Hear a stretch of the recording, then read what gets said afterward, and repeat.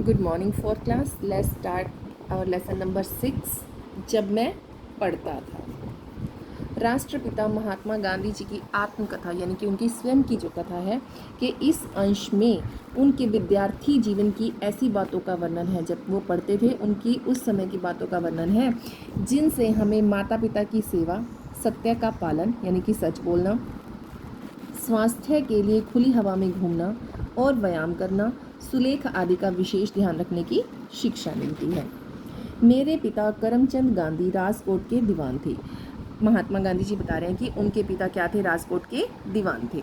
वे सत्यप्रिय, सच बोलने वाले थे, साहसी, किसी भी काम करने के लिए उनके मन में पूरा साहस था, जोश था और उदार व्यक्ति थे। वे सदा न्याय करते थे यानी कि सच का साथ देते थे। मेरी माता जी का स्वभाव बहुत अच्छा था। महात्मा गांधी जी बता रहे हैं कि उनकी माता जी का स्वभाव बहुत अच्छा था। वे धार्मिक विचारों की महिला थीं। वे पूजा पाठ किए बिना भोजन नहीं करती थी। 2 अक्टूबर सन 1869 को पोरबंदर में मेरा जन्म हुआ। पोरबंदर से पिताजी जब राजकोट आए तब मेरी उम्र 7 वर्ष की रही होगी। जब महात्मा गांधी जी के पिताजी पोरबंदर से राजकोट में आए थे तब उनकी उम्र कितनी थी? 7 वर्ष की। महात्मा गांधी जी की उम्र 7 वर्ष की थी। प्रारंभिक पाठशाला से मैं ऊपर के स्कूल में और वहाँ से हाई स्कूल में गया।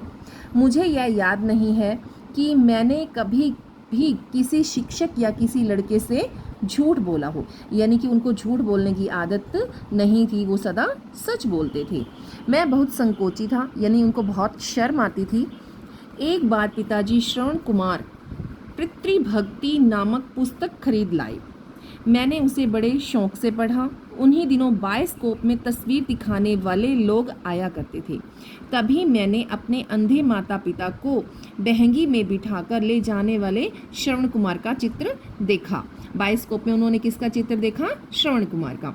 इन बातों का मेरे हृदय पर बहुत अधिक प्रभाव पड़ा। मैंने मन ही मन तय किया कि मैं भी श्रवण कुमार की तरह बनूंगा। मैंने सत्य हरिश्चंद्र नाटक भी देखा था।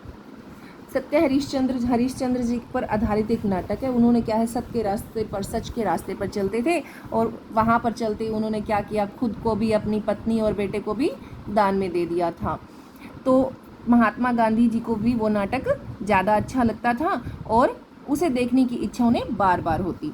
हरिश्चंद्र के स्वप्न आते, उनको सपने में भी हरिश्चंद्र आते थे।